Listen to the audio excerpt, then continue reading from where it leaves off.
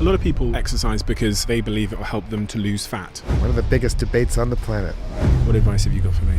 So this is not a well-known fact, but Daniel Lieberman. He studies and teaches How humans are supposed to live. Author and professor at Harvard University. Exercise. Disease, sleep, nutrition. He has the answers on all of those things that most of us care about. we evolved to be very physically active, working in the fields, hunting, gathering. But now we live in a world where only 50% of Americans ever exercise, and the rest of the world is headed our way. Cancers, depression, anxiety can attribute that to less physical activity. In fact, women who get 150 minutes of physical activity a week have about 30 to 50% lower breast cancer risks. I mean, it's crazy, right? The problem is that we spend 3% of our medical budget on prevention. And yet 75% of the time, the disease is a preventable disease. It's a completely backward, stupid system. When you started writing this book about exercise, was there any instant changes that you implemented into your own life? Strength training. The more I study the importance of doing weights, especially as you age, the more I start kicking myself for being lazy about that. When people retire, they become less active. They tend to lose muscle, and then that starts off a vicious cycle. So would you say we shouldn't retire? Well, it's a very modern Western concept, and yes, we do pay a price for it. So how does one go from having a negative opinion towards exercise to becoming an exerciser? As an evolutionary biologist, there are multiple ways of doing that. So, Daniel, what are some of the biggest myths within exercise? gosh, there are so many. One of the most common, of course, is Daniel Lieberman. He's been to every corner of the world, visiting native tribes to understand how humans are supposed to live. And now he has the answers on all of those things that most of us care about, on sleep, nutrition, exercise, disease. On disease, he says that 74% of them can be prevented. And he knows how to prevent them. Aging, running. Are we born to run? He tells me the story of a CEO that forces his employees to exercise and the impact that that's had on that company. And he talks about how as humans, we've evolved to either use it or lose it. So maybe retirement is a really bad idea for many of us. One of the most thought-provoking, pivotal conversations I've had on this show. You're really going to take a lot from this one. And I suspect, after listening, you'll probably start running too. For exercise, or from some of the decisions you've spent your life making.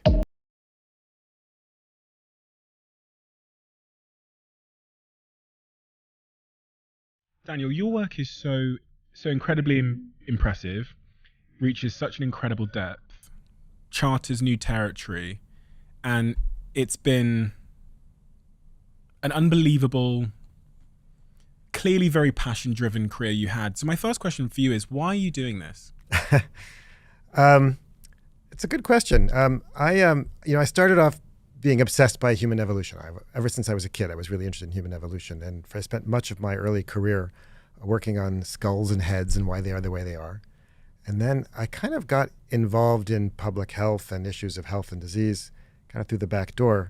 I sort of slowly shifted my research trajectory towards studying the evolution of running and then the evolution of physical activity and its relationship to health and disease. And I've become part of a movement that's often known as evolutionary medicine, which is how to apply evolutionary theory and data to issues of health and disease.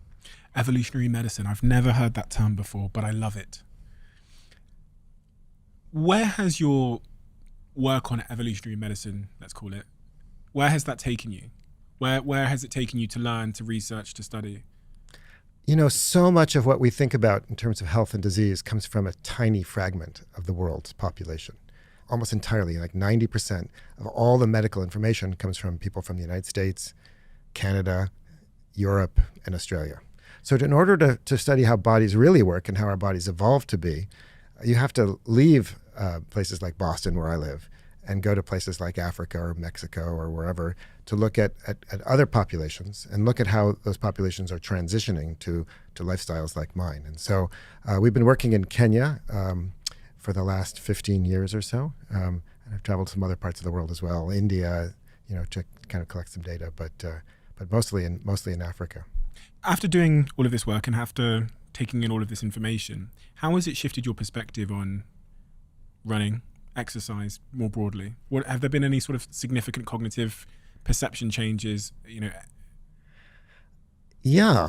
I actually had it doesn't happen very often, but I had kind of an epiphany moment when I was working in Mexico. We were collecting data on the Tarahumara, also famous for their long-distance running. And there was this elderly guy, he's about 70-something years old, and he's famous for his distance running. And I was asking him how he trained, and I had asked this question of a whole bunch of other people. And the translator I was working with was always struggling to ask that question, because it turns out there's no word for training in that language. The concept of training doesn't exist. So she was trying to explain to this guy what my question was. And I could, even without a translator, I could figure out just from his tone of voice. He was like, why would anybody run if you didn't have to? And I suddenly realized, yeah, of course, exercise is a very weird thing, right? If you're a farmer and you're working super hard every day in the fields without machines and whatever, or if you're a hunter-gatherer and you're walking, 5 to 10 miles a day and digging and throwing, doing all kinds of hard work, and you're barely getting enough food, why on earth would you go for a needless 5-mile run in the morning? I mean, it's crazy, right? The most viewed videos of yours and the most viewed moments in those videos address one question. Do you have any idea what it might be? No, actually. The biggest myths in exercise. Right. And I think you actually pointed out one there with the insight you got in Mexico. The way we exercise, going to gyms, practicing, is the natural or human, but evidently it's a consequence of the privilege of our lives and the comfort we have of not having to seek out our dinner every day. What are some of the other biggest myths within exercise that you've come across in writing this book? Gosh, there are so many. I had to actually limit it to 10. So I think if you want to understand physical activity and exercise, you also have to understand inactivity. And I think one of the biggest myths out there is that you need 8 hours of sleep a night, and that sitting is the new smoking. That basically, and if you think about those two different myths, why is it that we're constantly told to sleep more and to sit less? Actually, it seems a little contradictory to me, right? And it turns out that that let's take sitting first. So, there are all these, these slogans like "sitting is the new smoking" and it's really bad for you. And every time you sit in your chair, you lose 2 hours of your life and whatever. It turns out that all animals sit, right? My dog sits, cows sit, chickens sit, every animal sits, and hunter-gatherers also sit. In fact, if you some of my students actually put sensors on hunter-gatherers, and we're doing some research in farmers as well, but they sit just as much as Westerners. So sitting there's nothing special about being about today's life. It's that we sit all day long and don't do anything when we're not sitting, right? So if you and furthermore, the big difference is not so much how much we sit, but how we sit. So it turns out that people who, if you get up every once in a while, right, interrupted sitting is actually much more healthy than non-interrupted sitting for the same amount of time. So in other words, two people might, in the West, people sit for an average about 40 minutes at about, whereas hunter-gatherers, for example, or farmers in Africa where we work, get up every about 10, 15 minutes. And when you do that, you actually, it's like turning on the engine of your car. You drive it around the block. You're turning on all kinds of cellular mechanisms. You lower blood sugar levels. All kinds of genes get activated. And it turns out that is by far the most important way to sit. So just get up every once in a while. Just pee frequently, make a cup of tea, pet your dog, whatever. Thinking when I'm on planes and I've got a long flight. Yeah, I always sit in the aisle, right? So I can get up a lot, always. And what about sleep then? So sleep is another interesting one. So this idea that that you need 8 hours of sleep has been around for a long time. It's been around basically since the Industrial Revolution. But if you actually, so colleagues in my field, so in evolutionary medicine, have put sensors on people who don't have all the things that we're told have destroyed sleep. So think about it. We're told that TV and lights and our phones and all these things are preventing us from sleeping. Edison destroyed sleep, right? So when you put sensors on people who don't have any electricity and they don't have TVs and they don't have phones and they don't have any of these gadgetry, right? Electricity. It turns out they sleep like 6 to 7 hours a night, and they don't nap. So this idea that natural human beings sleep 8 hours a night is just nonsense. It's just not true. And furthermore, when you start looking at the data, 7 hours. If you graph sort of how many hours a night you sleep on the x-axis and sort of some outcome like cardiovascular disease or just how likely you are to die. It's kind of a U-shaped curve. So people who don't get much sleep are in trouble. But the bottom of that curve is pretty much always about 7 hours.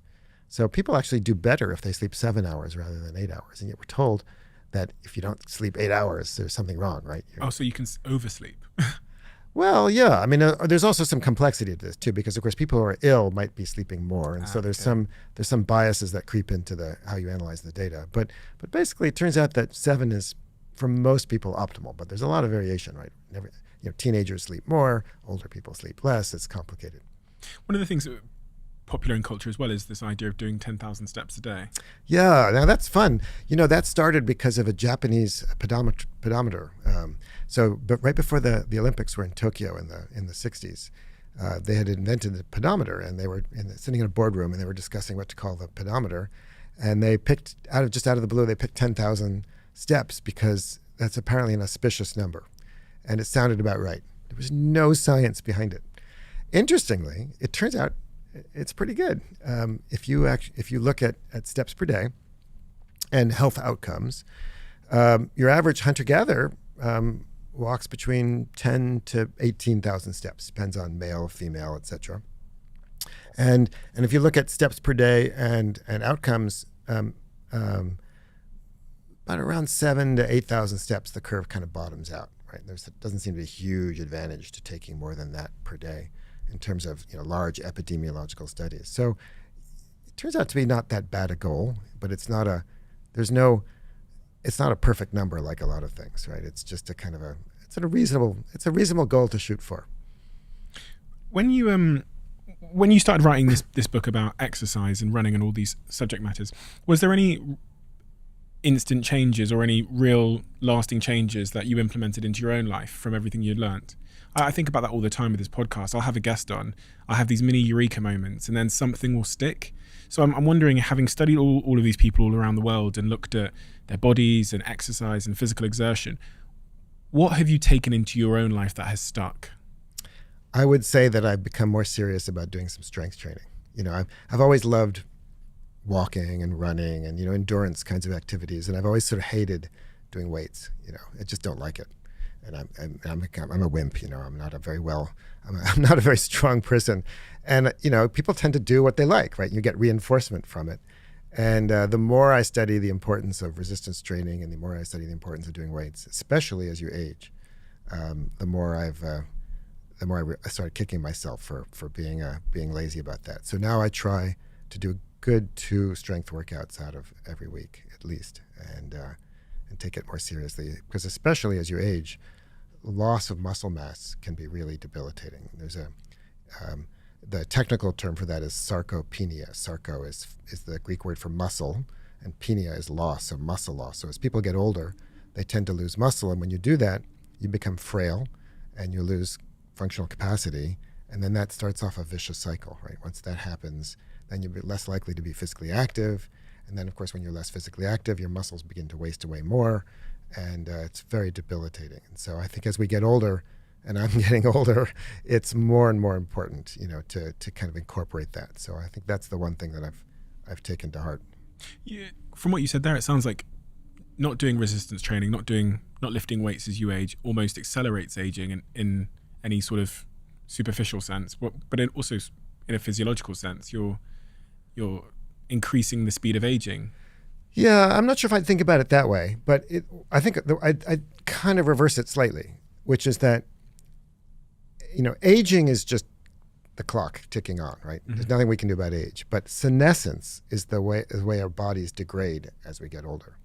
And what physical activity does, actually maybe the most important thing about physical activity, is that it slows senescence, especially for certain organs and systems. And there are different kinds of physical activities. So there's endurance physical activities, like running, walking, et cetera, swimming, and then strength or resistance physical activities. And they have different kinds of ways in which they slow various properties of senescence, which we, colloquially call aging.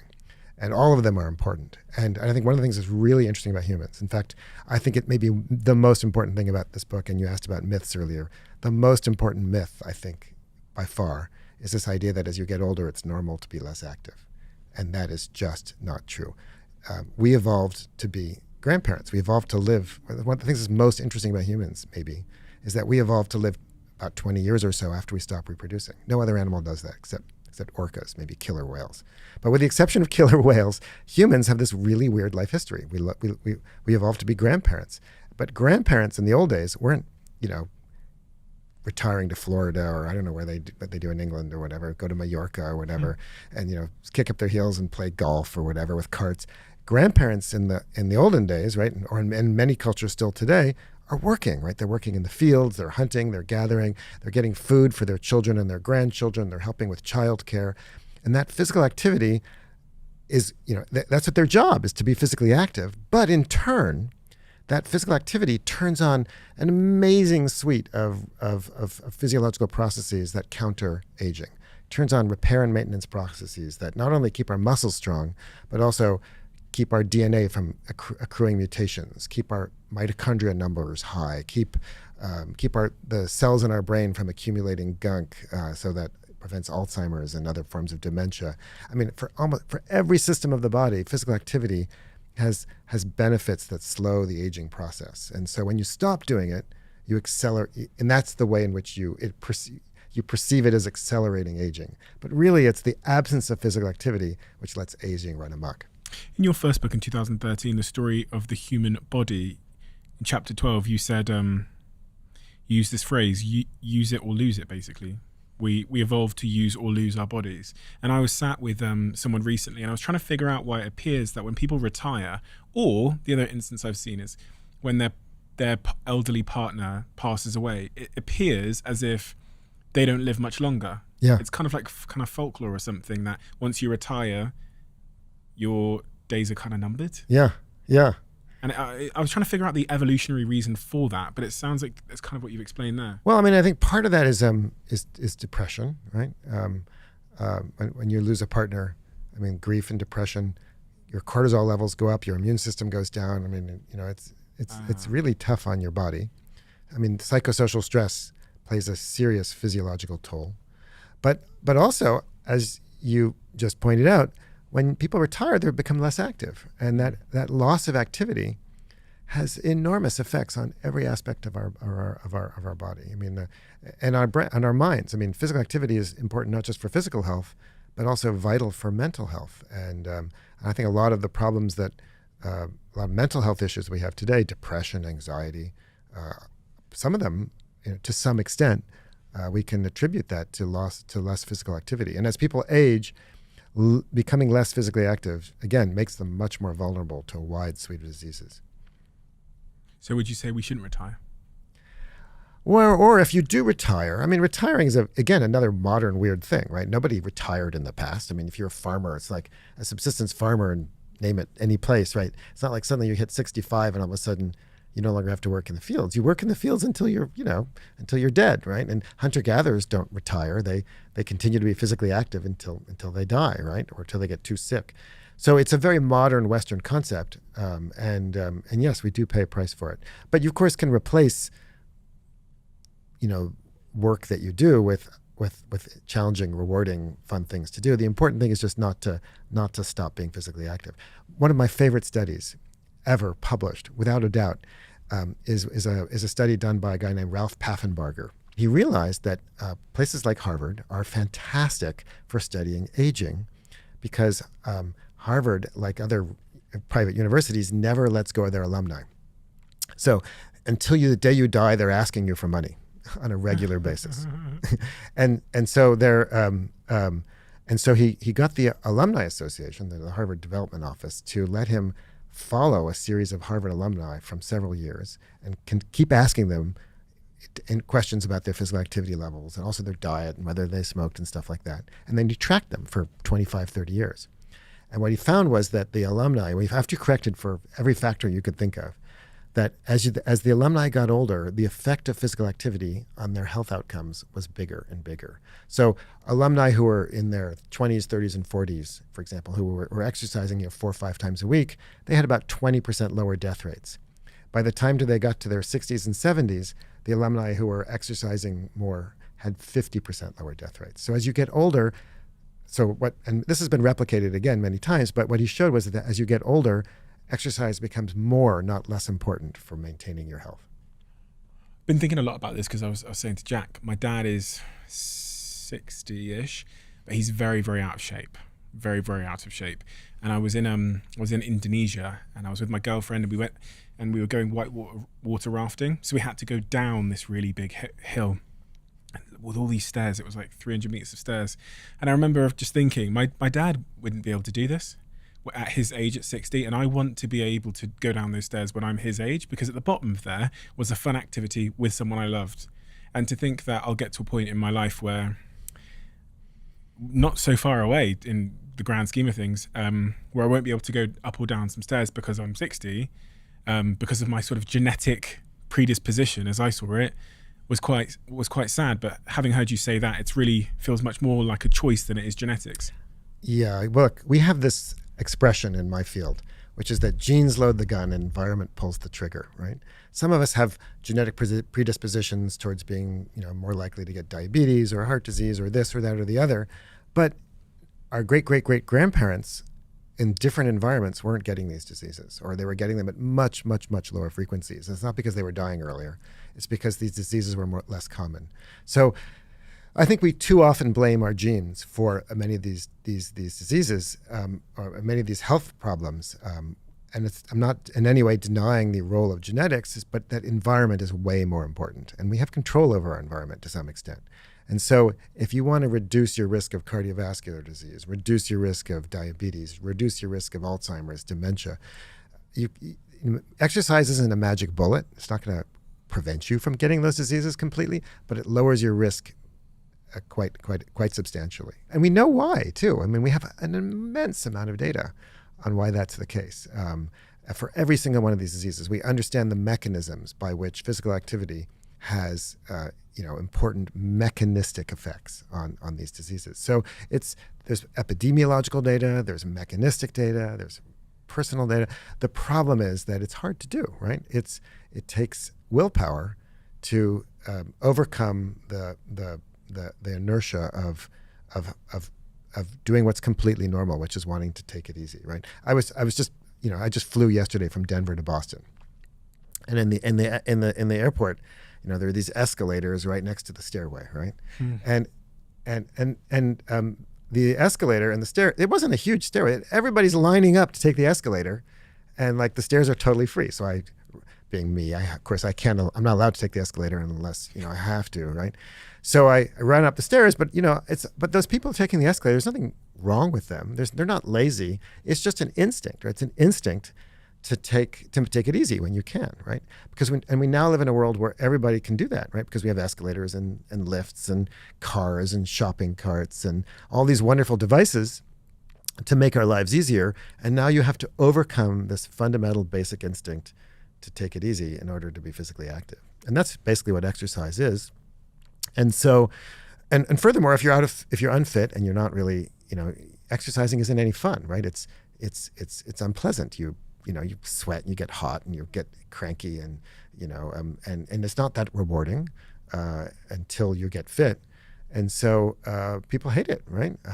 And then we blame them for being lazy, but they're actually just being normal. And I think we need to have more compassion towards people who struggle to exercise. Quick one before we get back to this episode. Just give me 30 seconds of your time. Two things I wanted to say. The first thing is a huge thank you for listening and tuning into the show week after week. It means the world to all of us. And this really is a dream that we absolutely never had and couldn't have imagined getting to this place. But secondly, it's a dream where we feel like we're only just getting started. And if you enjoy what we do here, please join the 24% of people who watch this channel regularly and have hit that subscribe button. It means more than I can say. And if you hit that subscribe button, here's a promise I'm going to make to you. I'm going to do everything in my power to make this show as good as I can now and into the future. We're going to deliver the guests that you want me to speak to, and we're going to continue to keep doing all of the things you love about this show. Thank you. Thank you so much. Back to the episode. This basic instinct to take it easy. Are we evolved to be lazy, take escalator riders? Well, I wouldn't use the word lazy, but we are evolved to take it easy, to rest whenever possible, right? So we've now got ourselves into a bit of a comfort crisis here because everything in our lives is optimizing us for convenience and ease. Right. And well, it's also, it sells, right? I mean, comfort. I mean, who prefers to sit in economy as opposed to business class, right? Nobody, right? Comfort is nice, right? Who prefers shoes that are uncomfortable, right? Comfort's, we love comfort, right? But since when is comfort necessarily better for you, right? I mean, are comfortable shoes actually better for you than going barefoot? Or the comfortable chair is better for you than, or taking the lift better for you than taking the stairs? It is in the short term, or at least it appears to be today. Right. Yes, because we often value the short-term benefit over the long-term cost, right? That's hyperbolic discounting is the technical term for that. But so we live in a world where we pay extra for comfort, and we'll prefer it. But now we also live in a world where we have to now go out of our way to be physically active because it's no longer necessary. And so again, I go back to my original statement, which is that people evolved to be physically active for two reasons and two reasons only: when it's necessary or rewarding. When we don't make it necessary, we need to figure out ways to make it rewarding. And that's hard. It's very hard. Making it rewarding.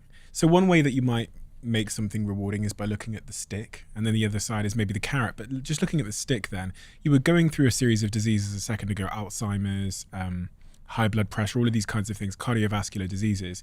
I almost think we've come to assume that these are inevitabilities of life. Yeah, we'll get cancer. Yeah, one of us will get. Yeah, someone in here is going to get Alzheimer's, and that's the way we live. So we're preparing to medicate when that day comes. That's right. I get, God forbid, diagnosed with something. That's absolutely right. In fact, that's what medical students today are taught, right? If you go to medical school today, you're taught that as people get older, their blood pressure goes up. I can tell you that's just not true. It's in the Western world where people are physically inactive and eat crap diets that their blood pressure tends to go up. But there are plenty of people, I'm actually one of them, right, who don't have high blood pressure as they age. And guess what's the best way to prevent getting high blood pressure as you age? It's, I sound like a broken record, but we have this idea that as you get older, yes, and we're lucky, right? Because we don't die from smallpox when we're 30. We're lucky to get cancer when we're 60, right? What we've done is we've confused diseases that are more common with aging with age being a cause of those diseases in the first place. And they're not inevitable diseases. And many of them are preventable. And the problem is that in our society, we don't value prevention very much. We may talk about it, but we don't really put our money where our mouth is, right? In the U.S., which is arguably one of the worst healthcare systems, it is the worst healthcare system among the industrialized Western world, we spend approximately 3% of our budget, our medical budget, on prevention. And yet when people walk into a doctor's office, 75% of the time the disease is, according to the Center for Disease Control, a preventable disease. So we essentially spend nothing to prevent diseases that overwhelm our system and cause enormous amounts of misery. It's a completely backward, stupid system. And so, and the good news is it's not that hard to prevent a lot of these things. It takes willpower and takes education, and it takes access to good quality food and whatever. So on the one hand, it's very depressing. On the other hand, the optimist in me says, we really can do something. And people, even if they're not wealthy or whatever, there are simple things that everybody can do to improve their health outcomes.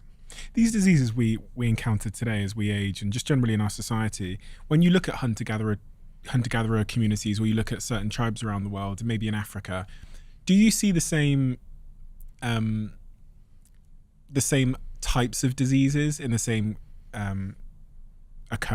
level of occurrence, or is there some diseases which just don't, I'm wondering if because cancer seems to be so popular as a disease, and Alzheimer's and these kinds of things. So I wonder, has that always been the case throughout human history, and is that the case in other parts of the world? That is such a good question. So first of all, some of these diseases are really hard to measure in non-Western populations because we don't have the diagnostic tools. So nobody really knows how common cancer is in a lot of parts of the world, right? There's just the data don't exist. That said, when you make estimates and you do look at the studies that are out there, and even if you look in historical records in places like Europe where people have been keeping track of this, there is no question that cancer rates have been rising and that cancer rates are much, much more common in the Western world. There's a strong association between cancer and wealth. And that's because cancer is basically a disease of energy, right? When your cells, because cancer is basically natural selection gone awry in the body. It's when cells start competing with each other in ways that cause basically and start going multiplying and dividing out of control, right? It's a kind of natural selection. And what is it that those cells are doing? They're competing for energy. And when you have more energy, like when you're eating more and being less physically active, you basically feed those cells. So cancer, high levels of insulin. Insulin is highly related to cancer. High insulin levels are carcinogenic. High levels of energy, you cause women, for example, to increase the amount of estrogen and progesterone that they produce. Men produce more testosterone. These are hormones that, of course, are good for reproduction. But again, we evolved to have as many babies as possible, right? But that doesn't mean that translates into health, right? So more estrogen, more progesterone increases risks of, say, breast cancer. More testosterone increases the risk of prostate cancer. So if you look at most diseases, right, people are more physically active. They have lower levels of estrogen, progesterone, testosterone. They have lower levels of insulin. They have lower levels of blood sugar. All of these depress cancer rates. And on average, people who are physically active have much lower rates of almost every single kind of cancer that you can think of. Women who walk 150, get 150 minutes of physical activity a week have, on average, about 30 to 50% lower lifetime breast cancer risks than people who are sedentary. And yet, for some reason, this is not a well-known fact. And we understand we have epidemiological data, we have mechanistic data, we understand how and why it works, and yet how often do you hear about cancer prevention? We talk about treating cancer, which is all important. If I get cancer, I would like it treated too. Thank you very much. But why don't we spend more energy and activity and have more education about how to prevent cancers in the first place? Physical I've never heard that before, so that's really helped me to add more value to exercise in my mind. You're talking there about insulin levels and how there's a link between your insulin levels and your chances of getting cancer. Sugar, glucose, inflammation. Bad. Yeah, I mean, look, if you want to take like the three things you should, if you really care about your health, don't smoke, right? That's kind of obvious. I think everybody knows that. Get some exercise. I don't think you need me to tell you that, right? And cut down on sugar, on foods that are high in sugar and low in fiber, right? That, what we call high glycemic foods. Those are the foods that elevate your blood glucose levels, your insulin levels shoot up. And insulin, the basic function of insulin is what we call an anabolic hormone. Its job is to store energy. Right? Glucose, but also fat. Okay. All right. Okay. So what insulin does is to get energy into cells. So it's like a taxi. It's like an Uber. It's like a taxi, yeah. Well, I mean, it's not a taxi. It's telling other cells to do that. So insulin, for example, binds to other cells that are the actual taxis. So it's like calling the Uber, I would say, maybe, right? And insulin is it's the So when you eat food, insulin levels go up because its job is to store that energy. And when you exercise, insulin levels go down because you want to then use that energy, right? So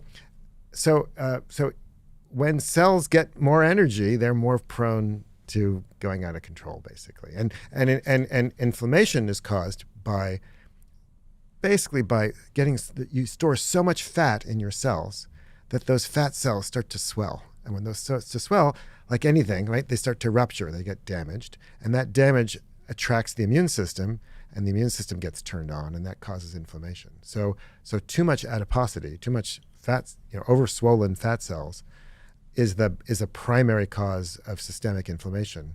And inflammation is like this slow burn in our bodies that causes widespread damage to pretty much everything you can think of. And it turns out that, so the two ways to deal with inflammation are, one, to prevent it, right? So don't eat foods that are pro-inflammatory. Like? Anything with a lot of sugar, basically, right? The sugar is highly inflammatory, or trans fats are highly inflammatory. But also, turns out, many people don't know this, but you also want to turn down your immune system, right? You want to turn the dial down. And I don't know, I'll just give you one guess what it is that does that. Exercise. And the way it does that is that when you're physically active, you're using your muscle cells. It turns out muscles are also an endocrine organ. Your muscles are producing a molecule called interleukin-6, IL-6, that in low levels is pro-inflammatory, but at high levels, it's actually anti-inflammatory. It turns down inflammation. And your muscles, because a third of your body is muscle, right? When you go for a run or swim or bike ride or whatever, you're producing a ton of this stuff, and it turns down levels of inflammation. So people are physically active, even if they're overweight, are actually controlling and regulating their inflammation. And we never evolved to regulate inflammation because we never evolved to be physically inactive. Until recently, nobody was physically inactive unless they were dying, right? So we never evolved an alternative mechanism to regulate our inflammation other than physical activity. And we didn't live in a world with this much sugar. We never lived in a world. I mean, it's astonishing. You pay more money for foods today that have less sugar added. Right? I mean, that's just ridiculous, right? Because it's so cheap. And sugar is, everybody loves sugar. I mean, I've gone hunting with hunter-gatherers, foraging with hunter-gatherers. And I can tell you that they're honey addicts, right? I mean, I've gone out with these guys and they go from, if they fail in their hunt, like by 10 or 11, if you haven't killed an animal, that's it for the day, right? And then it turns from being a hunting expedition to a honey collecting expedition. And they'll go from hive to hive to hive, get smoke, burn out the bees, and just gorge themselves on more honey than I could possibly imagine to eat. Except these are lean, physically active hunter-gatherers, and they handle it just fine. But it's the Paleolithic equivalent of eating Mars bars all day long. But they've been out doing physical activity for how long? Yeah, I mean the average day is about 15 kilometers of walking with some running. Yeah, so they're they can cope with it. How many hours is that? Oh, that's 2 to 3 hours probably. Okay, so from that I have garnered that I need to do 15 kilometers a day for 2 or 3 hours every day. Well, remember, it's not a prescription, right? So that's kind of like the paleo fantasy, sort of naturalistic fantasy that if you live like a hunter-gatherer, somehow your world will be perfect, right? Mm. That's basically what the paleo diet is sort of all about, right? And that's not true either. Yes, you need to be physically active, but it turns out that a certain amount, if you're any physical activity is better than none, right? And if you look at the kind of any curve of any output, any health outcome, like how many years you live or whether you're less likely to get cancer or heart disease or whatever, any little physical activity, your curve starts to fall quickly, right? Your likelihood of cardiovascular disease starts just, a few minutes a day of exercise has big benefits. But eventually that curve flattens out, right? And it flattens out well before the hunter-gatherer level. So you don't need to be a hunter-gatherer in terms of physical activity to get the benefits. I've asked a few people this question. I don't think anyone's really answered it, but I suspect you might be able to. If you were responsible for redesigning the nature of our modern world to make it more matched and less mismatched, what are some of the first things you would do to help society benefit in terms of our happiness and our health? I think about this all the time because we don't seem to be turning around. We seem to be hurtling in a direction kind of unconsciously towards artificial intelligence and moving less and being more sedentary and taking pills more to fix everything, lonelier than ever before. And I go, if we were to redesign it, blank canvas, piece of paper. It's a tough question because we've essentially given ourselves what we want, right? I can go into a supermarket and I can do something that's unimaginable until recently. I can have basically anything I can eat better than the King of France, a few generations ago. I can New York, there's like every cuisine possibly available to me. I don't ever have to climb the stairs. I can take elevators. I mean, we've made our world so convenient and comfortable, and yet there are consequences to many of the things that we crave and want. So, in an ideal world, you have to honor and respect people's desires, right? I don't believe in preventing people from taking the elevator, right? Or forcing them to, eat whole grain bread as opposed to white bread, right? But if you banned white bread and you banned elevators other than for those people that need it for accessibility reasons, etc., they would do better. Over the long term, they would be healthier and happier. They would. Right. So it's really a balancing act between um, respecting people's liberties and choices, and educating them and helping them. So in my world, I would do more to nudge people. Right. I would, instead of banning sugar, I would tax it more. Instead of pushing all kinds of foods on people, I would push. I mean, why don't we advertise healthy foods the way we advertise unhealthy foods, right? I mean, when's the last time you saw an ad for just how amazingly healthy asparagus was, right? But that doesn't get the part of my brain going, does it? No, it doesn't. But we could do more to nudge and encourage and help people, right? You don't have to like ban sugar in cookies, right? The way some people, but simply promote and help people help themselves, right? Most people want to eat healthier food. Most people want to exercise, but they live in a world where it's hard to do it, and they live in a world where there are very few incentives. I would make it such that healthy food would be as inexpensive as unhealthy food, and make sure that people had incentives, and make it also fun to be physically active. Like, for example, who doesn't like to dance, right? Every culture in the world has dancing, right? Dancing is a form of physical activity. It's social, it's fun, it's engaging. Why don't we have, why doesn't every town in America sponsor dancing, right? It would probably do an enormous amount for people's physical health and their mental health. I mean, we could do that. I mean, that's just one example, right? So I would, and why is it that in medical schools, doctors don't learn about, they don't study nutrition, and they don't study exercise, and they don't learn, because in our medical system is designed to treat people after they get sick rather than prevent people from getting sick. So we need to, reverse how we fund healthcare, right? And so schools of public health are these kind of little marginalized places where, where great ideas go to die, right? And medical schools where all the money is, right? And doctors aren't taught to I mean, there are entire fields of medicine that don't have the word preventive associated with them. I mean, have you ever heard of preventive orthodontics or preventive, optometry, or preventive orthopedics? I mean, it just doesn't exist, right? So we could do a lot more and have enormous benefits. Chapter 11 of this book, you talk about someone who has taken their own approach to getting people moving and exercising in their own business. That was the Bjorn Borg Company. I love that. Bjorn Borg Company. Can you tell me about that company? Yeah, so I was I was curious about this idea of how to help people be more physically active, right?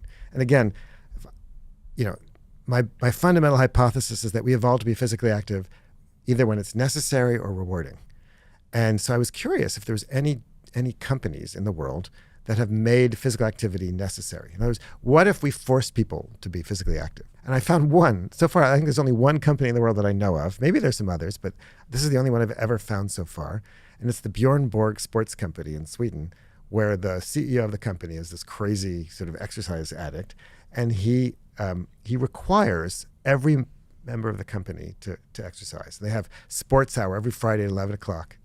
So I actually, when I was searching around and I was thinking, working on the book, I actually, I found an article about them, and I clicked on the company website. And you know how most companies have a little contact us? Mm-hmm. So I clicked on the contact us, and I wrote a little note saying, Dear Bjorn Borg Company, I'm a researcher and evolutionary biologist. I'm interested in exercise, and I'm fascinated by how your company requires people to exercise. Could I learn more?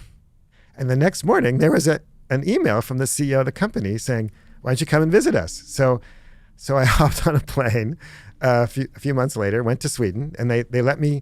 He was so nice. He just let me just go anywhere in the company. And I went to Sports Hour, and I talked to employees throughout the company, and it was fascinating. I mean, a lot of the employees of the company, first of all, a bunch of people apparently left the company when he took over as CEO and required this. But it doesn't matter who you are. You could be working in the mailroom. You could be the CEO. You could be a visiting board member. Whoever you are, if you're there on Friday, you have to go exercise with them. And they have this pretty serious kind of exercise thing. And apparently some people quit. But pretty much everybody else said, it's actually a pretty damn good thing. Do you agree with that approach? Well, yes and no. Every university in the world used to require, and every school, right, supposedly requires exercise, right? I'm sure you had physical exercise, some kind of phys ed required in your school. Those standards are slipping around the world, and more kids are doing less and less in school. Universities are no exception. It used to be that all universities required some degree of physical education. Mine was no exception. In fact, Harvard was a leader in that back in the 100-something years ago. And since basically the 1970s, that's basically disappeared. Although most students, if you ask them, they think, yeah, it's actually a pretty good idea. So I don't know, maybe we can bring back exercise and the thing is that if you get used to it, right, when you're young, you're more likely to do it when you're older, right? Because that's the age in which your habits become your habits, right? And so there's a certain age where if you can keep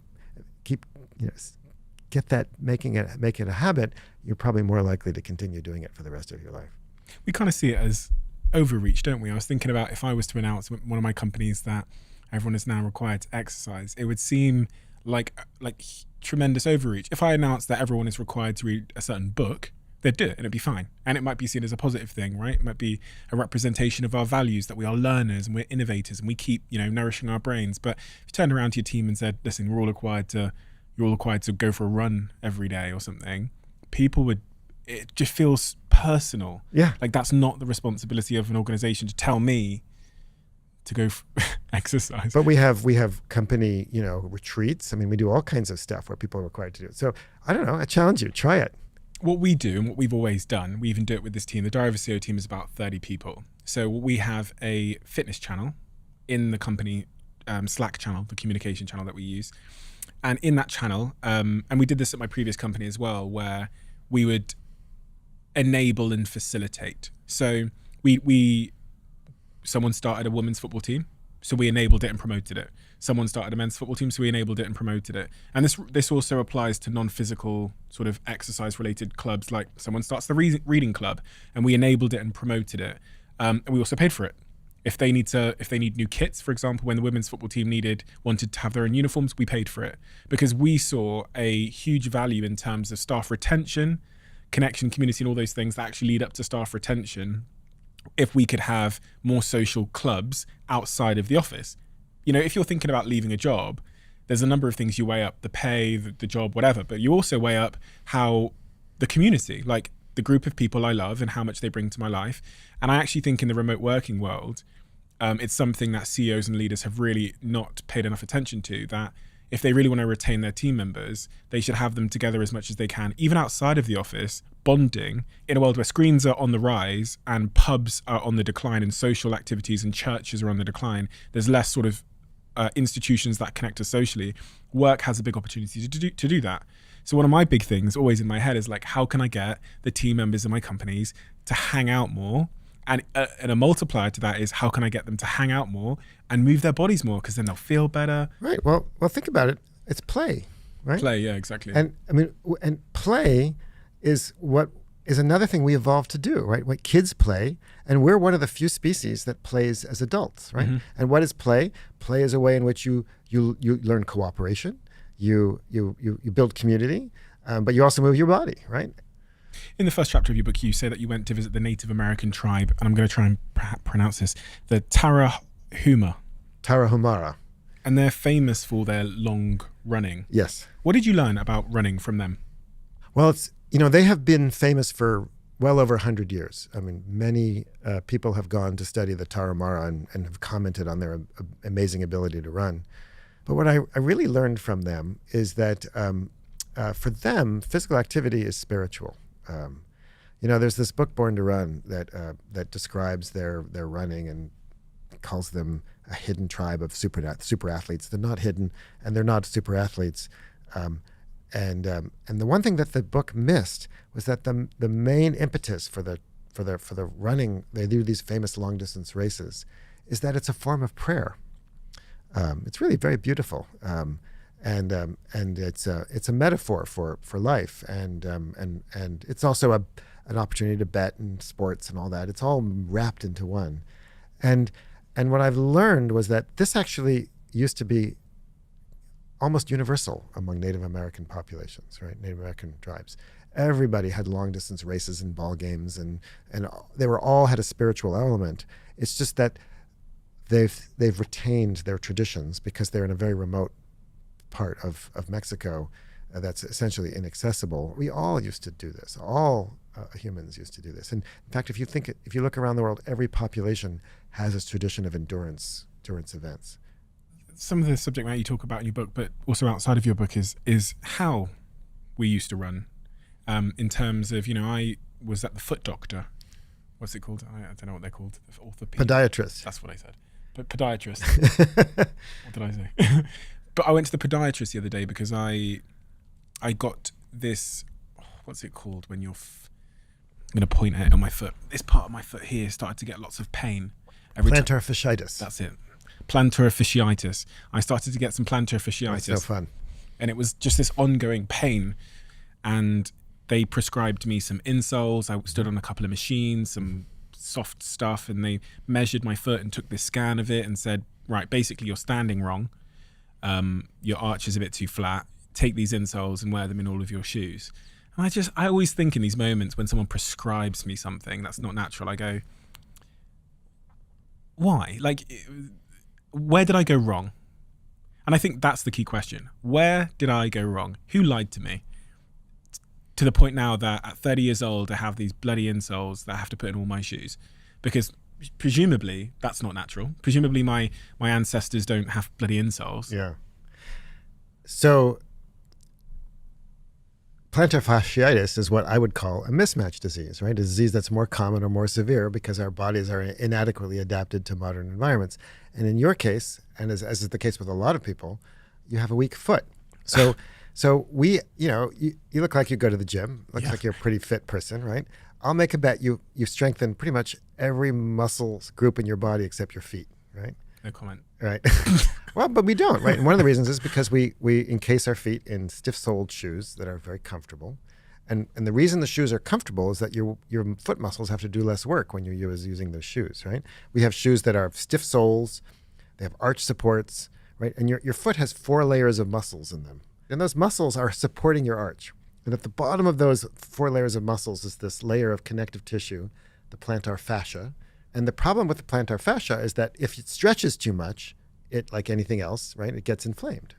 But it's got almost no vascularization, right? So it's very hard for it to repair itself when it gets inflamed. To prevent plantar fasciitis, the best way to preventing it is having a strong foot. A strong foot's a healthy foot. So the way to treat the disease on the long term is to strengthen your foot.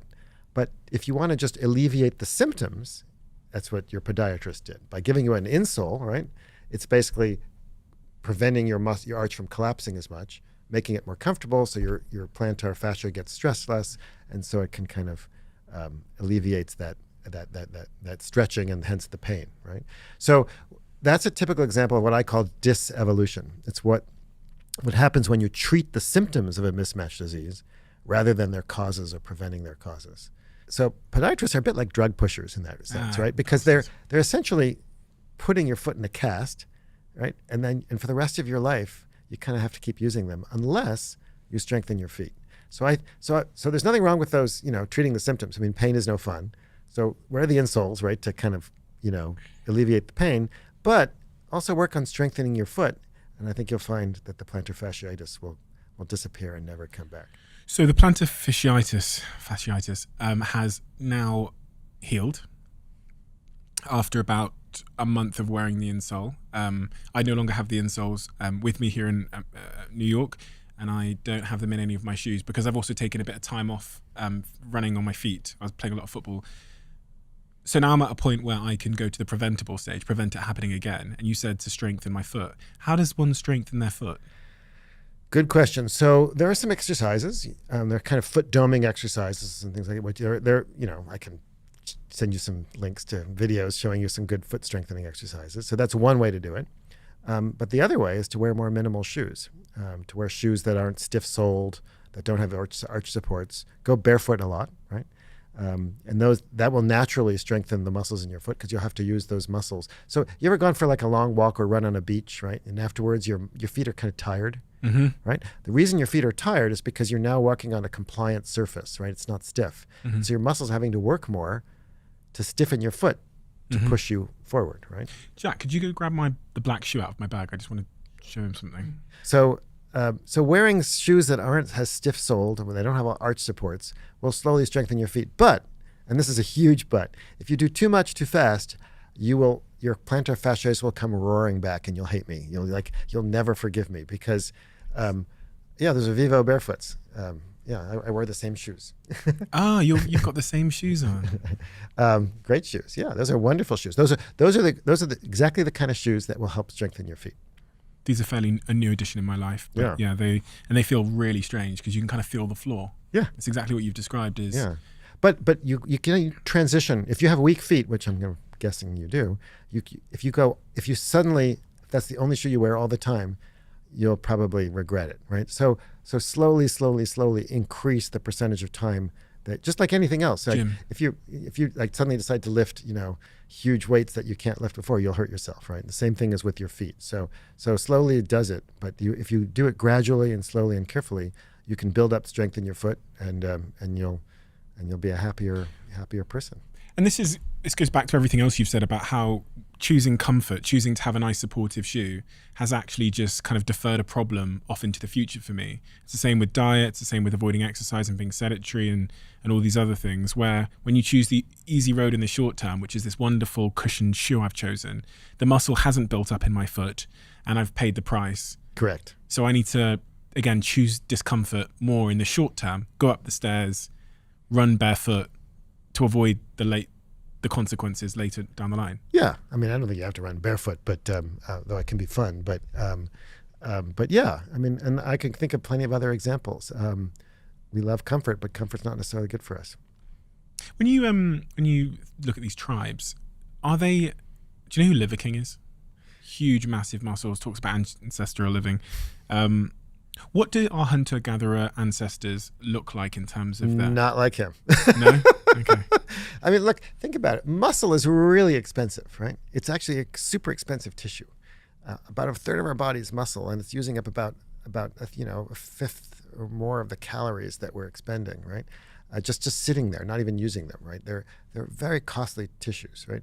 And so if you have more muscle than you need, you're basically adding to your cost of living, right? And if you're a hunter-gatherer or even a subsistence farmer living on the margin of food security, having more muscle than you need is actually deleterious, right? Remember, the only thing that natural selection cares about is how many offspring you have who survive and reproduce. It doesn't care if you're strong or healthy or nice or loved or, fun or whatever. It only cares about whether you have grandchildren. That's it, right? That's the cold calculus of selection. My brain is going, if I have big muscles, I'll have more romantic opportunities and I'll have grandchildren. Well, only up to a certain point, right? So if more muscles, if they attract the opposite sex and make them want to reproduce with you, yes, that could be a benefit. I'm not so sure how much women are attracted to the Liver King, but and that's not something I even want to know the answer to. But and certainly shouldn't ask him. But there's a reason we have use it or lose it, which you mentioned earlier, right? Because when we increase our demand, we increase our capacity, right? When you go to the gym and you work out, right, you build muscle. But if you stop using those muscles, you lose it. And that's an adaptation, right? Because you don't want to spend extra energy on muscles you're not using, right? So you want enough, but not too much. You want to be economical with muscle mass, right? And so if you look at the data from hunter-gatherers, and people have done that, they've done grip strength tests, et cetera, and all kinds of other fun things with like mini Olympics. I mean, we've done this too. People are reasonably strong, but they're not super strong, and they're not buff and built and bulked and all that sort of stuff. They've got enough muscle to do what they need to do, but no more.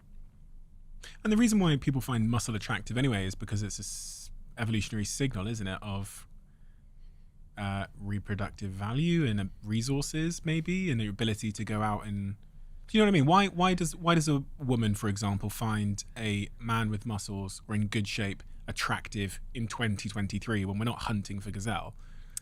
Well, I'm not a psychologist or so I'm not sure if I'm qualified to answer that. But I could venture the guess that obviously if you're trying to we pair bond as a species, and we have been for for millions of years probably. You want to pair bond with somebody who's going to, and because we also have cooperation and food sharing, right? You want to pair bond with somebody who's going to be able to, bring home the bacon, literally and figuratively, right?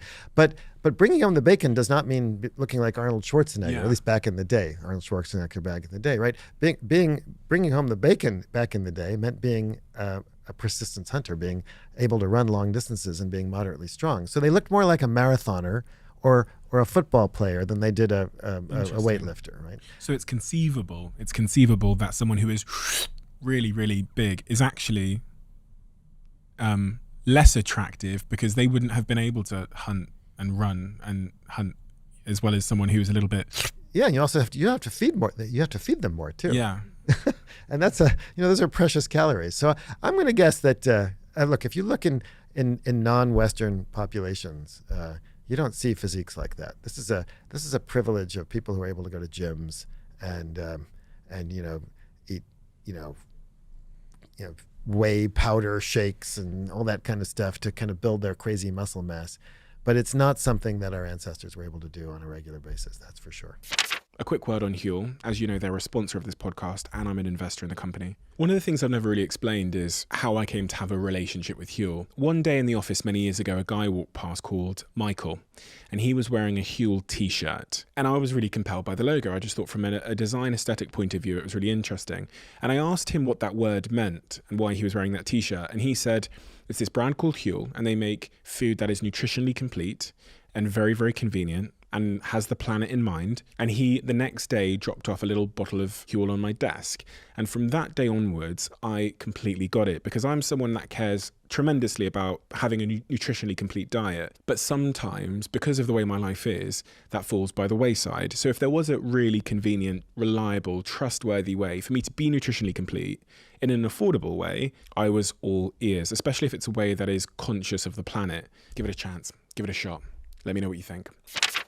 There's another myth that you bust, which I thought was really interesting because I know a lot of people that have used this as a reason not to run. They say it's really bad for your knees. Oh man, that gets me so mad, right? I mean, I hear this from doctors all the time, right? Oh yeah, running is bad for your knees. Now it is true that knee injuries are the most common running injuries. But arthritis, which is really what they're usually talking about, it's absolutely definitively not true that running increases rates of knee cartilage damage and arthritis. So arthritis is caused by cartilage wearing away in a joint, right? And it's a myth that running actually increases cartilage damage. If you have arthritis, running is excruciating and problematic. But if you don't have it, running actually, if anything, may be slightly preventive because cartilage, joints, like everything else, benefits from being used, right? And so physical activity actually helps promote strong and healthy joints. We used to think that it just caused them to wear away, but actually, like cars, wearing away at their tires. But now we know that actually physical activity promotes repair mechanisms in cartilage, just as it does in other tissues in the body.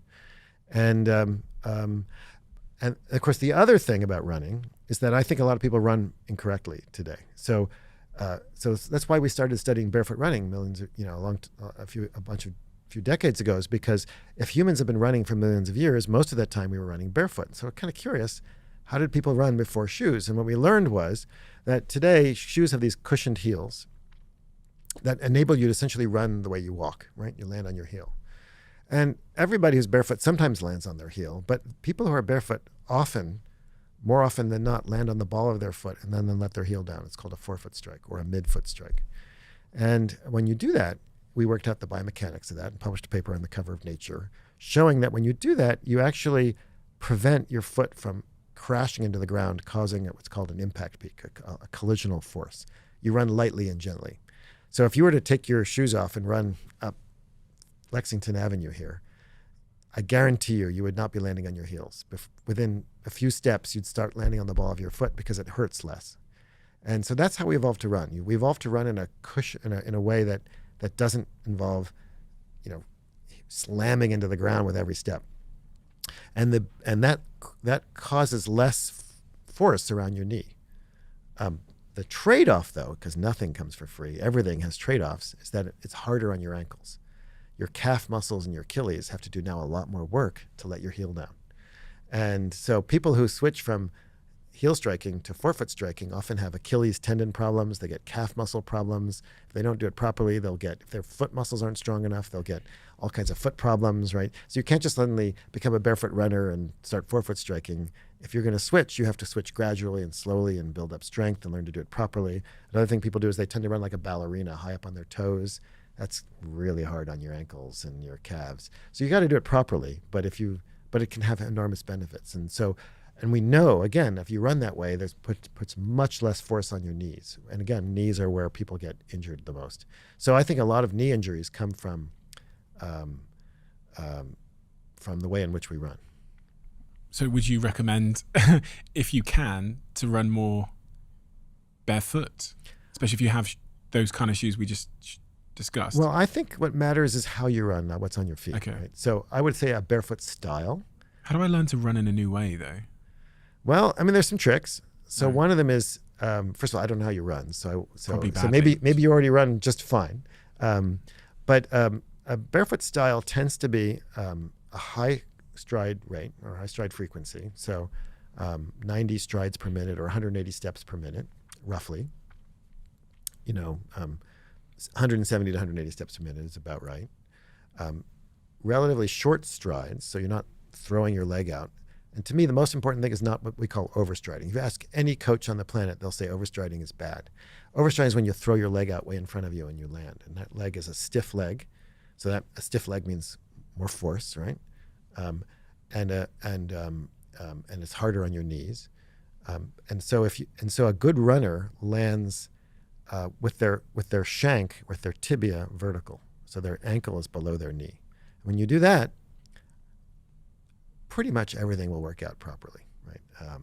It'll mean that you won't land hard on your heel. It'll mean that your leg will be acting like an excellent spring. You won't produce a lot of braking force. To me, I think the most important skill in running is not to overstride. So I actually tell them, so don't worry about how you're going to hit the ground. Just worry about your overstride. If you solve your overstride, you're more likely to run well. What do you think's what's the best kind of sort of cardiovascular exercise for the promotion of good health?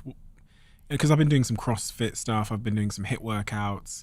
I've been trying not to run because I've had a few injuries. I've been trying not to run as much because it seems to be a little bit more impact than if I'm bullshitting myself there. But so I've been doing some like HIIT workouts for 30 minutes a day when I leave here. Well, you do hit works every single day. Pretty much every day at the moment. We track it with a group of friends we have. There's 10 of us in a WhatsApp group. Whoever does the least workouts every month is evicted. And there's a raffle. So there's a raffle yesterday on the 1st. Was it the 1st yesterday? Yeah. For a new member. And we do that every month. And we've done it for 3.5 years. That's great. I've been in there. I was the first ever member. So I've been in there for 3.5 years. Well, I think, the best exercise is the one you like doing. But is there one that's like better? I think you got to mix it up. There is no one perfect exercise, right? I mean, I think what you do sounds actually pretty good, right? You got a mixture of low, slow intensity, some high intensity. You want to have some strength training. You want to have some cardio. I mean, we never evolved to do one thing, and our bodies are too complex to benefit from just one thing. Mixing it up is the obvious way to go, right? I think the bedrock for any kind of physical, you ask anybody, right? Cardio is the bedrock of exercise, right? It promotes the most health benefits, right? It's good for you're burning energy. It's good for your cardiovascular system. It's good for controlling inflammation. But there are different kinds of cardio, in high intensity versus low intensity, and there's also strength training, right? Which is also important. So there's no. Look, we've tried to medicalize exercise, right? Yeah, it's like there's a proper dose, right? Take this pill, this many milligrams, this many times per week, right? Exercise, it doesn't work that way. There is no optimal dose. Everybody's different. It depends on, are you more worried about heart disease or Alzheimer's or diabetes or depression, or are you previously injured? Are you fit? Are you unfit? It's impossible to prescribe exercise in this kind of medicalized way. It doesn't work. A lot of people exercise because they believe it will help them to lose fat. Belly fat. One of the biggest debates on the planet. It has been a huge debate. Even on this podcast, I've had multiple people come and say a whole range of things about weight loss and cardio. And I'm I don't know what to believe anymore. Well, anybody who wasn't confused doesn't understand what's going on, right? It's sad that it's such a debate, but that's how science works, right? So, as you know, I wrote about that in this book.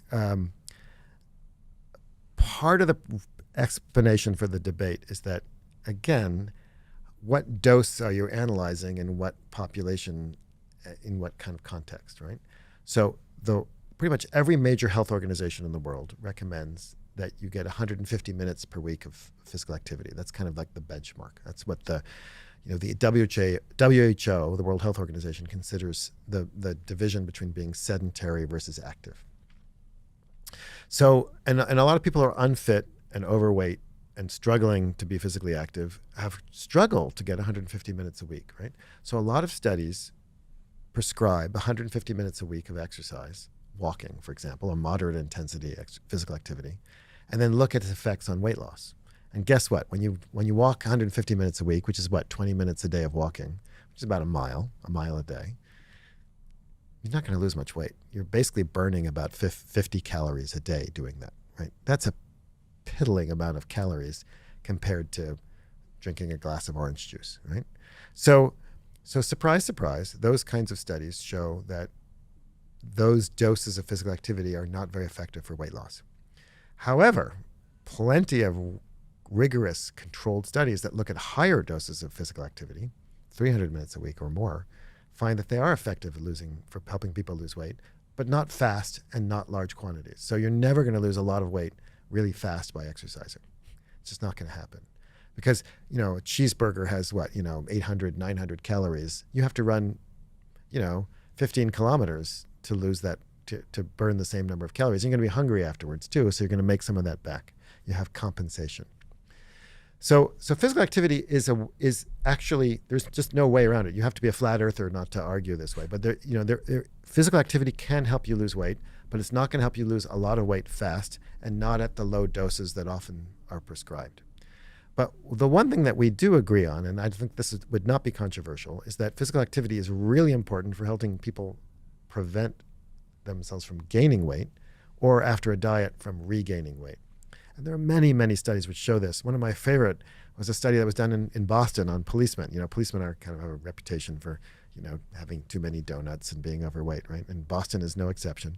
So they did this great study at Boston University, right across the river, where they got a bunch of policemen on a diet, a really severe diet. The policemen all lost weight, but some of the policemen had to diet and exercise. Some just dieted alone. And as you might imagine, the ones who dieted plus exercise lost a little bit more weight, not a lot, just a little. And then they tracked them for months afterwards, because most people after a diet, the weight comes just crashing back, right? The policemen who kept exercising, even after the diet was over and they went back to eating whatever the hell they wanted, donuts, whatever, they're the ones who kept the weight off. But the ones who didn't exercise, the weight came crashing back. Another good example would be have you ever seen the TV show The Biggest Loser? Yes, where people go on and lose weight. Yeah, so there's a crazy show, right? These people, this is like totally unhealthy. They were confined to a ranch in Malibu, and these people lost ridiculous amounts of weight. A guy named Kevin Hall at the National Institute of Health studied them for years afterwards and looked at, and most of them regained a lot of the weight that they lost. And there was one person on the show who did not, and that was the person who kept exercising. And that's just yet more, one data point. But there's lots and lots of evidence to show that physical activity, what its other important benefit when it comes to weight is preventing weight gain or weight regain. When we talk about dieting, we talk about exercise or diet. Like, why is it an or? I mean, why isn't it exercise and diet? Diet is, of course, the bedrock for weight loss. But exercise also plays an important role and should be part of the mix. On the police example and the Biggest Loser example, I can relate in the sense that when I exercise, when I go through the moments of my life where I'm most committed to exercise, I'm also most committed to my diet. Yeah.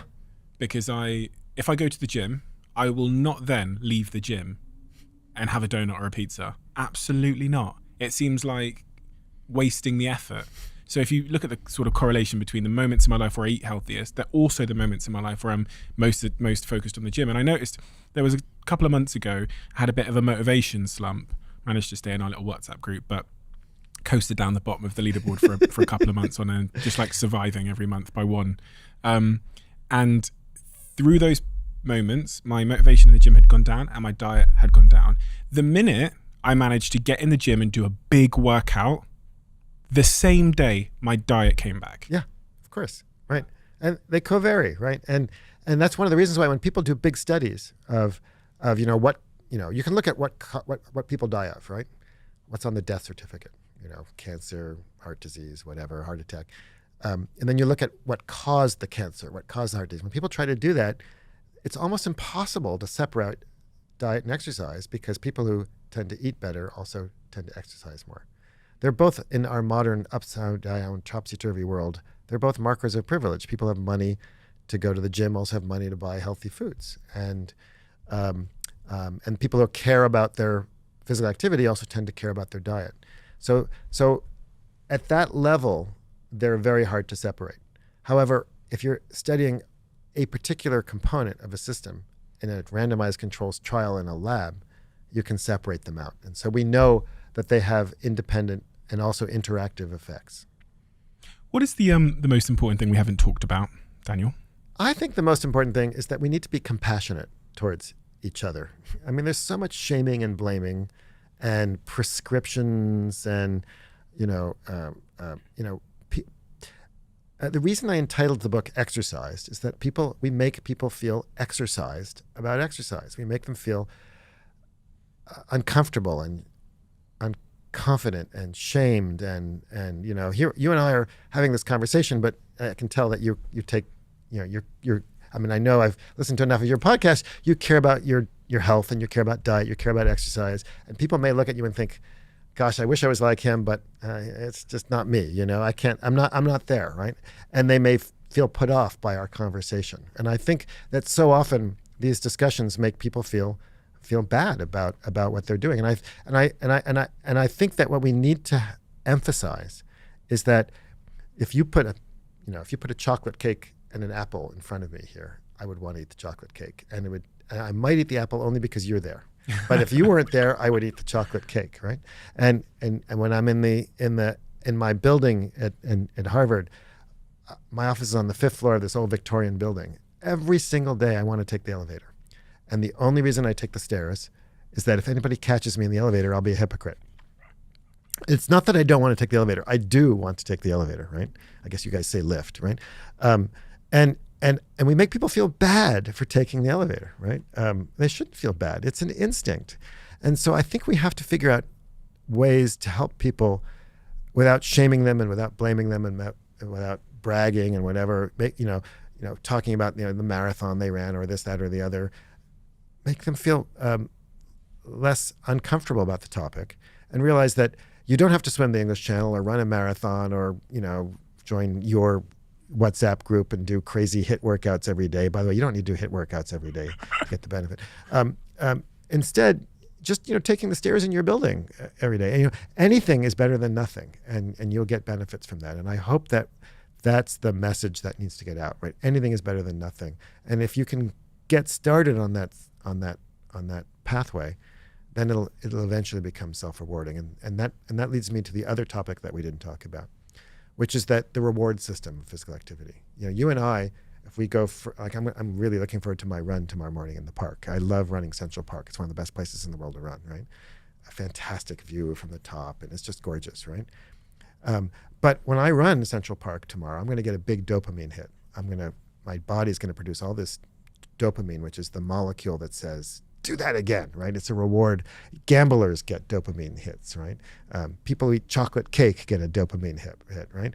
But if I were unfit and overweight, I wouldn't get that dopamine hit.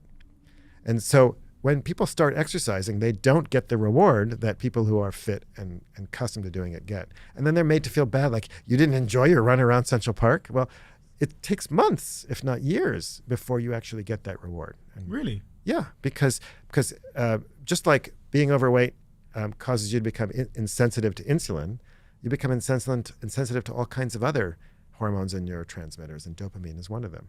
So it's not an instant like benefit, right? It's hard. And so we need to be compassionate again towards people who are struggling to become fit and struggling to get the reward. And also, if you're overweight and you run around Central Park, it's like if I were carrying weights and running around Central Park, it'd be much harder, right? It's challenging. And so once you get into that state, it's hard to get back to the state of activity. And so we need as a society to help those folks rather than judge them.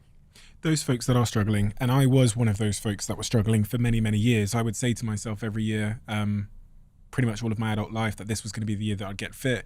I'd try all of these various different, fad exercise things, buy all this stuff. I announced in 2017 that I was going to work out every single day, and that lasted for 6 months, and then I yo-yoed back out of that. It never stuck with me until 2020, and I've been exercising 6 days a week since 2020, 82% of days. And I reflect and try and diagnose how I went from someone what was it that changed?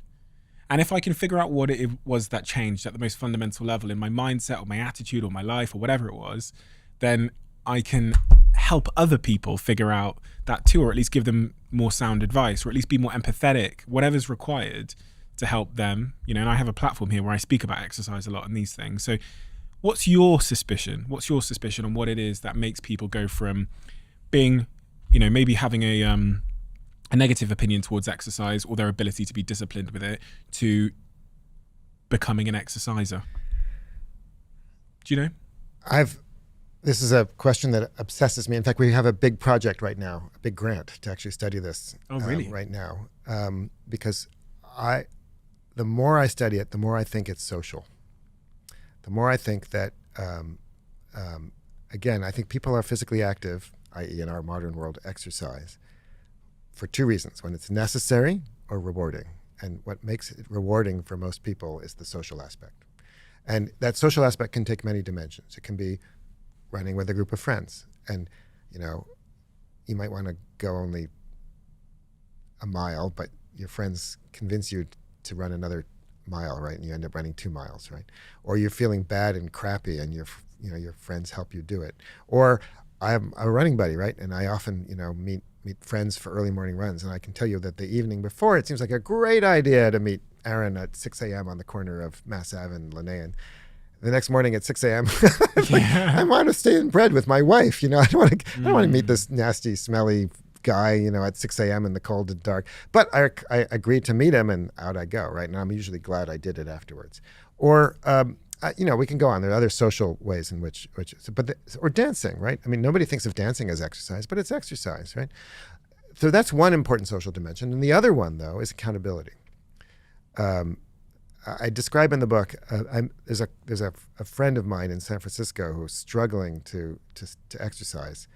So she signed up for a program. It's this company called Stick.com. I don't know if you've run across it, where it's a commitment contract where you send like $1,000 to them and they keep it in a bank account. They probably invest it and make a lot of money on that too. Yeah, of course. But you set up a referee and you agree that I'm going to not smoke or this or that or the other, or in this case, exercise. And if you don't do it, and your referee is, keeping track of what you do, you get to choose something negative. So in her case, her husband is her referee, and if she doesn't walk, I can't remember what, but every day she has to walk a certain number of miles. Her husband will tell her, or tell the website, and it'll send $50 to the NRA that week. Oh my God. And she hates the NRA with a burning passion. What is the NRA? The National Rifle Association. They're the people who are trying to prevent gun control legislation in the United States. And they have effectively prevented gun control legislation in the United States, which is now kills more children than cars in the United States. So if she doesn't exercise, she doesn't do it, then money goes to this organization that she hates. So this is a stick, if there ever was one, as opposed to a carrot. And I don't think every time I see her, I ask her, have you kept up the walk? She says, oh no, the NRA hasn't gotten a penny. Good. Right? So for her, it's been very effective. So she's made a commitment contract that stings, right? That really hurts. Now, I think that might be a little on the extreme side, and I wouldn't necessarily recommend that to everybody. But she's accountable, right? She's made herself accountable in some ways. And I think people can find ways to make themselves accountable to a friend, a loved one, a parent, priest, who knows what, right? You might, or hire a trainer. That's kind of what a trainer does, makes you accountable, right? And I think, so those are, again, social ways to help people be more physically active. So I think there are multiple ways of doing that. And I suspect that is going to be the most effective sort of set of tools that will help people. One thing I actually do is that on the screensaver of my phone, it has something that really inspires me. So I see it every day, and it's that reminder for me, which reinforces my why across my life. It's actually my home screen on my iPhone is actually a bit of a mood board for me.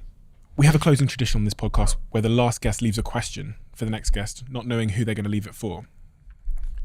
And I don't get to see it until I open the book. The question is, what is one aspect or feature of your life that causes you the most friction / discomfort, and how can you change or fix it?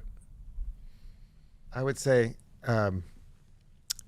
it's my tendency to compare myself to others.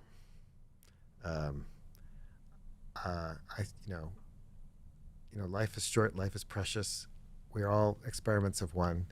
And when I think about, when I engage in that, so-and-so has such and such, that's a really bad habit. It's a really bad trait. And it never leads anywhere good. It only leads towards either I think about how I have more of something than somebody else. That leads to, I think, unhealthy feelings of pride, or feelings of jealousy. So-and-so has this award or such and such, and that's kind of pernicious. So I think that's a bad habit that I work hard to overcome. Because it changes your expectations of yourself, and that steals happiness? It steals happiness, yeah. It steals happiness. Thank you for the work you do, Daniel. Very important, very, very important, and increasingly important, I think, when we look at the health outcomes, especially here in the United States, of people. I mean, you actually share a number of them in the book, which we didn't really go into, but they're just horrifying. Yeah, it's scary out there. Especially as it relates to exercise. There was one in particular that I wrote down because it horrified me. I can't remember. It was just all the stats around the current healthcare epidemic. Only 50% of Americans ever exercise, ever. Really? Ever? Ever. And only 20% meet those very minimal World Health Organization standards. We're a nation of couch potatoes, and the rest of the world is headed our way. But not if they get this book. Because I think it is a real perspective changer, and it's a real eye-opener, and it's a necessary one. So thank you so much for writing it. You're fantastic at what you do. And I'm now a huge fan of your work after delving in deeper and deeper and deeper. So I can't wait to see what you do next. Well, thank you. And I recommend everyone to go get this book, Exercised, because I thought I knew a lot about exercise, but from reading that and having that window into hunter-gatherer ancestors and tribes and other cultures, it really, that whole idea of a mismatched life, how mismatched my life is in so many fundamental ways, from diet to exercise to socializing, and these kind of books help to realign. Well, thank you. Although it seems that you're doing a pretty good job. I'm trying, I think we're so far from being human, though, that there's still a long way to go for all of us. So thank you, Daniel. Quick one. As you know, Airbnb are a sponsor of this podcast, and I was actually in an Airbnb last weekend when me and my friends had a reunion in New York, and it's from staying in Airbnbs over the years that led me to start hosting my own place. I know friends of mine who actually Airbnb their own place in order to pay for the Airbnb they use when they're away on holiday, which is pretty smart. And maybe you stayed in an Airbnb before and thought, this is actually pretty doable. Maybe my place could be an Airbnb.